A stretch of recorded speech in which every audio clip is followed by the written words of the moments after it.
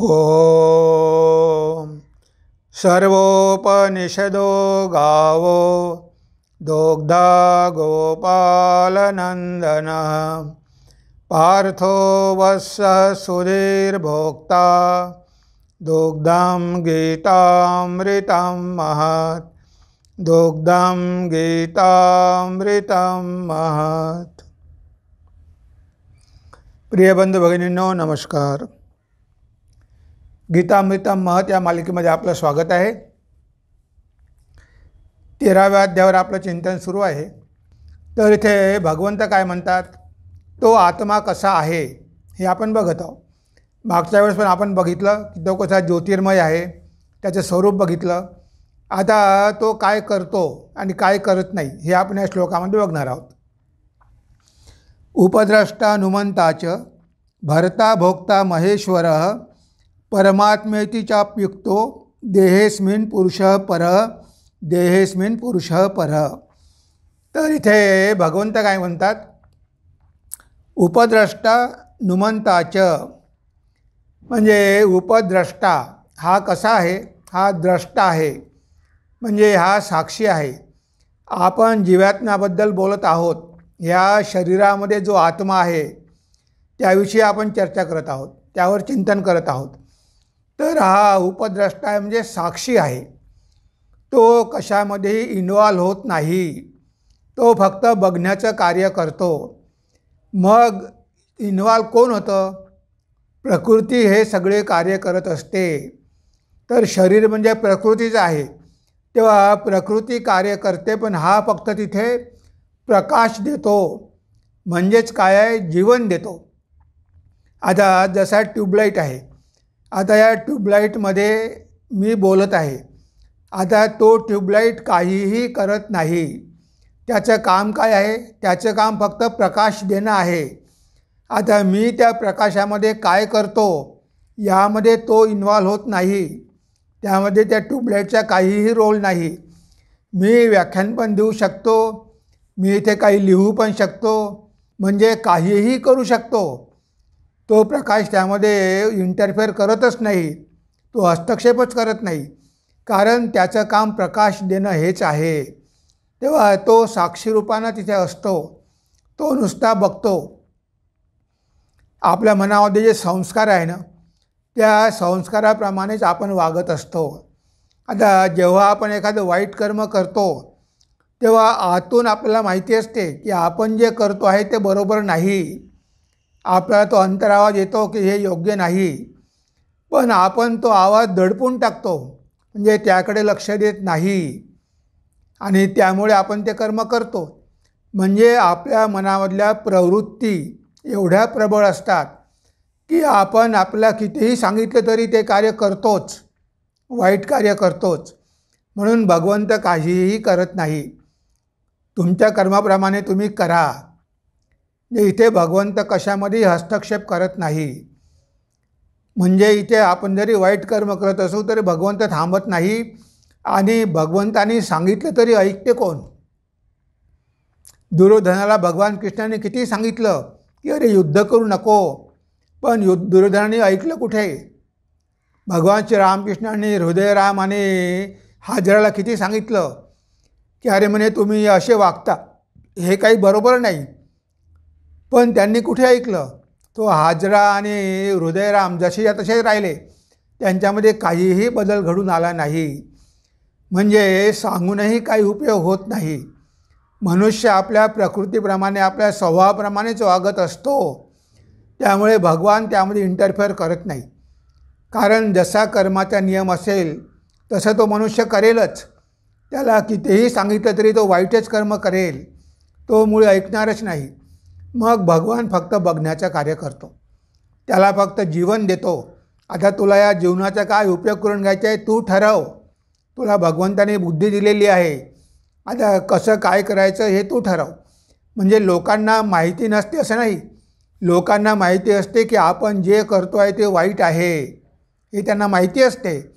आणि माहिती असूनसुद्धा ते जाणून बुजून करतात, त्यांच्यावर कोणत्या तरी विकाराचा प्रभाव असतो, लोभामुळे किंवा रागामुळे ते तसे कर्म करतात।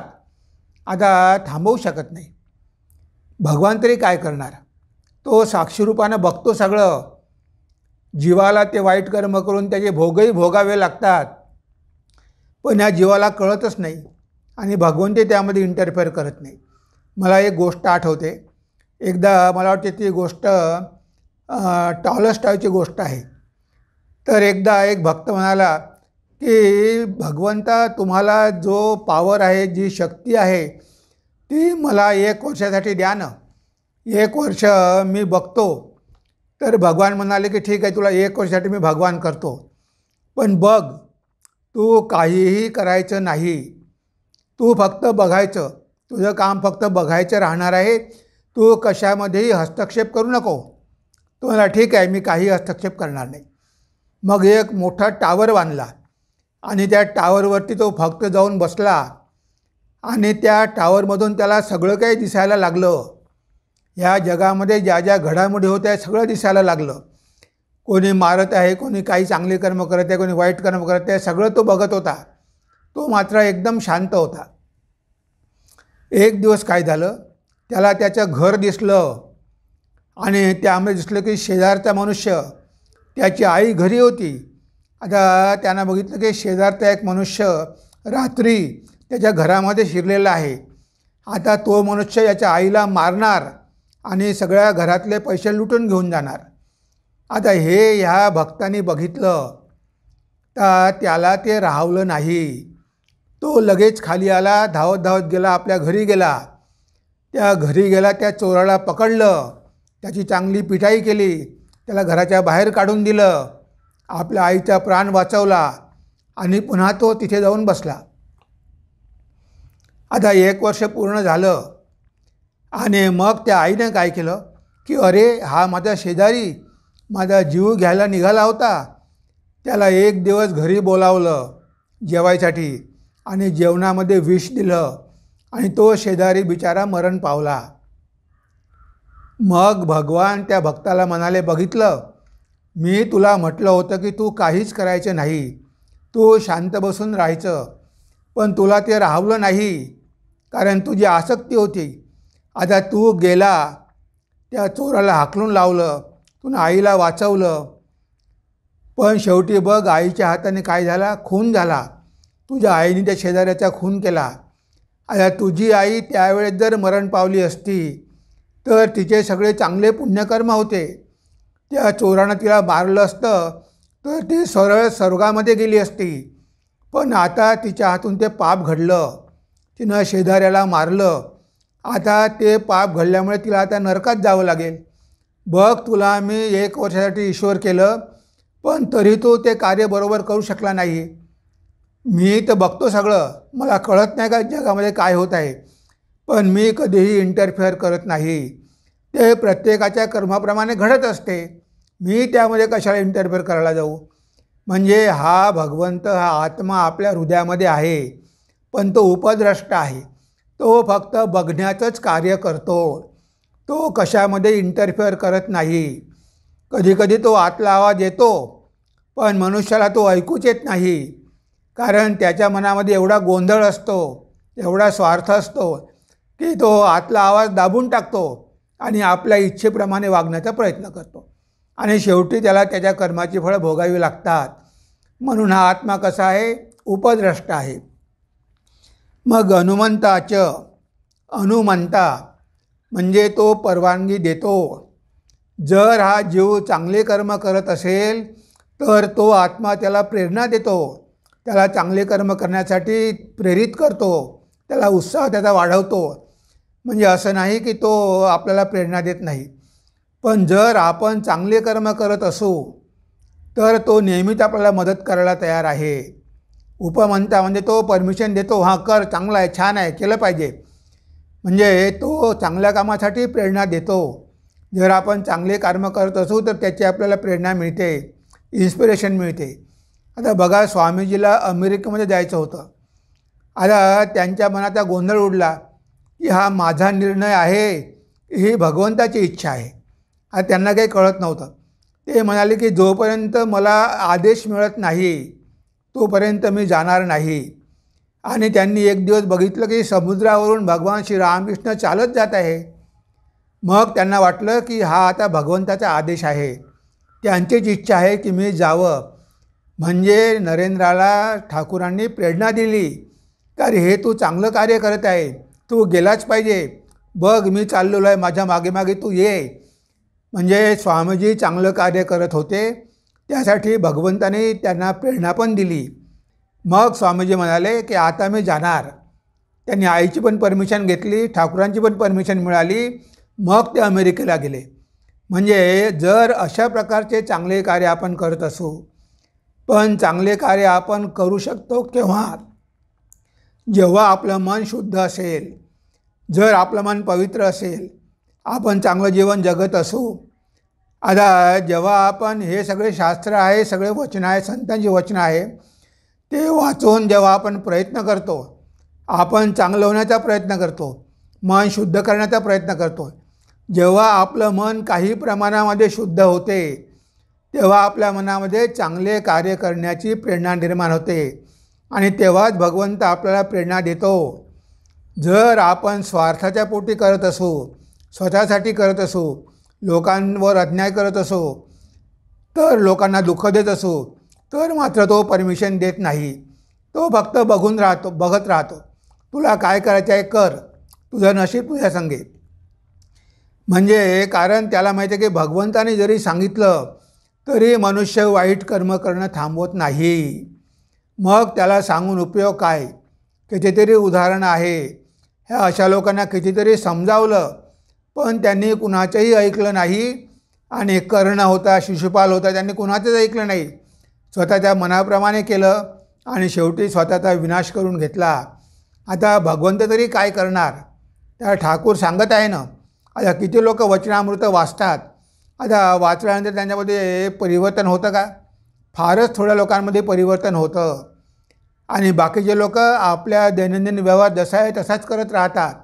आणि ज्या लोकांच्यामध्ये चांगलं करण्याची इच्छा निर्माण होते, ते वचनामृत वाचून त्यांना भगवंत प्रेरणा देतात की अरे हां केलं पाहिजे, करा करा, मी आहे, मी तुम्हाला मदत करेन. म्हणजे आतून ती प्रेरणा येते की आपण चांगलं झालो पाहिजे, आपण सगळं वाईट सोडलं पाहिजे.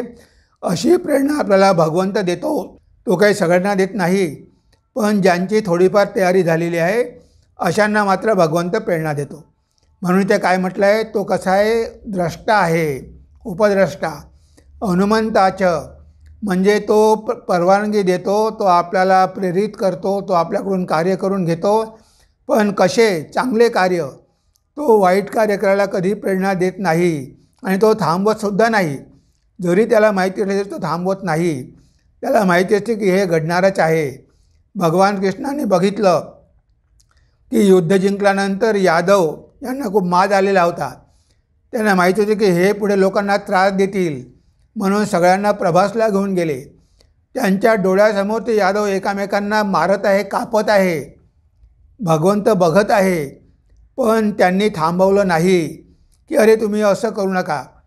कारण त्यांना माहिती होते की हे लोक नष्ट झाले पाहिजे, हे लोक राहिले तर जगामध्ये उपद्रव करतील. म्हणून भगवंत सगळं बघत राहिले, पण त्यांनी हस्तक्षेप करून थांबवलं नाही. गांधारी म्हणाली की कृष्णा, तू जर इच्छा केली असती तर हे युद्ध तू थांबवू शकला असता, पण तू हे युद्ध थांबवलं नाही. माझी सगळी मुलं नष्ट झाली, सगळी मुलं युद्धामध्ये ठार झाली. आता भगवान कृष्णाने प्रयत्न केले, असं नाही की प्रयत्न केले नाही, पण भगवान कृष्णाला माहिती होते की हे कोणीही माझं ऐकणार नाही. म्हणून तर ते अर्जुनाला म्हणाले की युद्ध होणारच आहे, मी बघितलं आहे, सगळे मेलेले आहे. म्हणजे भगवंताला माहिती असते का आपण कितीही सांगितलं तरी आपलं कोण ऐकणार आहे. कारण हे लोक दुष्ट आहे, स्वार्थी आहे, हे त्यांच्या विकाराने प्रेरित झालेले आहे. यांना थांबवणं काही शक्य नाही. म्हणून भगवंताने प्रयत्न केला तरी थांबवू शकत नाही. कारण त्यांच्या संस्काराप्रमाणे ते वागत असतात, त्यांच्या स्वभावाप्रमाणे ते कर्म करत असतात. पण जर त्यांचं मन थोडं शुद्ध झालं, त्यांनी चांगले सत्कर्म करायला सुरुवात केली, तर मात्र भगवान त्यांना प्रेरणा देतो की हां हे चांगलं आहे, कर कर. मग तो मनुष्य चांगल्या मार्गाने लागतो, तो कधी मग वाईट करत नाही. तेच तर भगवंताचं कर्तव्य आहे, तेच तर भगवंताचं कार्य आहे. त्यासाठीच तर भगवंत येतात. की जे लोक साधू आहे त्यांचं रक्षण करण्यासाठी, परित्राणाय साधूनां विनाशाय च दुष्कृतां, जे चांगले लोक आहे, चांगलं कर्म करत आहे, त्यांना प्रेरणा देणं आणि त्यांचं रक्षण करणं म्हणजे त्यांचा उद्धार करणं, तेच भगवंताचं कर्म आहे. पण हे जे राक्षसी प्रवृत्तीचे लोक आहे त्यांच्यामध्ये बदल घडवून आणणं फार कठीण आहे. ते कुणाचेच ऐकायला तयार नसतात. तर रूपद्रष्टा हनुमंताच भरता भोक्ता महेश्वर, तर तोच भरता आहे. ह्या जगाचं भरणपोषण करणारा कोण आहे? तो भगवंतच भरणपोषण करतो. सगळ्यांच्या पोटाची व्यवस्था त्यानेच केलेली आहे. तो सगळ्यांचा सांभाळ करत असतो. आपल्याला वाटते की आपण भरणपोषण करतो. आपण जरी नसलो तरी हे भगवंताचं जग चालतच राहणार आहे. आपल्याशिवाय जगत चालणार आहे. आपण असं वाटून घेऊ नये की आपल्यावरच अवलंबून आहे, कारण तो विश्वंभर आहे. तो विश्वाचं भरणपोषण करतो. आता नर्मदा किनारी माताजी आहे.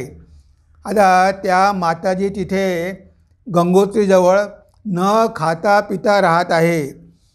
त्यांचं नाव आहे ललिता देवी. आता ह्या ललिता देवी कर्नाटकाच्या आहे. तिथे गंगोत्रीजवळ एका गुहेमध्ये काहीही न खाता 25 वर्षापासून तपस्या करत आहे. आता त्या काहीही न खाता कशा जगू शकतात? म्हणजे त्यांचं भरणपोषण कोण करतं? आपल्याला वाटते की अन्न खाल्लं तरच मनुष्य जिवंत राहतो. नर्मदा किनारी काही साधू आहे, नुसतं नर्मदा माईचं पाणी पिऊन ते 10-10, 15-15 वर्ष जगतात. आता त्यांचं भरणपोषण कोण करतं? आता ह्या सगळ्यांचं भरणपोषण होतं. भगवंतच सगळ्यांचं भरणपोषण करत असतो. आपल्याला वाटते की आपण करतो, आपण काहीही करत नाही. शेवटी तोच करतो. हे शरीर त्याच्यामुळे जिवंत आहे. आपण जेवण केलं म्हणून जिवंत आहे असं नाही. तो या शरीरामध्ये आहे म्हणून जिवंत आहे. आणि त्याची एनर्जी आहे, त्याची शक्ती आहे. त्यानं इच्छा केली तर हे शरीर राहू शकते. म्हणजे आपण खाल्लं नाही तर मरून जाऊ असं नाही आहे. त्यानं इच्छा केली तर न खातासुद्धा आपण जगू शकतो. असे कितीतरी उदाहरणं आपल्याला बघायला मिळतात. म्हणजे तो या जगाचं भरणपोषण करणारा आहे. आपण उगीचच अहंकार करू नये की मी सगळ्यांचा सांभाळ करतो, कोणी कोणाचा सांभाळ करत नाही. त्या भगवंताने सगळ्यांची व्यवस्था केलेली आहे. त्यांनी सगळ्याच्या पोटासाठी काही ना काहीतरी दिलेलं आहे. आणि तुमच्या कर्मामध्ये असेल तर तुम्ही कुठेही जरी असला तरी त्या गोष्टी तुम्हाला मिळणारच. भगवंत त्या गोष्टी तुमच्यापर्यंत पोहोचवणारच. हे नक्की जाणून असा. तुम्हाला उपाशी मरू देणार नाही. जर भगवंतावर तुम्ही संपूर्ण भार टाकला तर तो भरणपोषण करतो. भरता भोक्ता महेश्वर, आणि तोच भोक्ता आहे.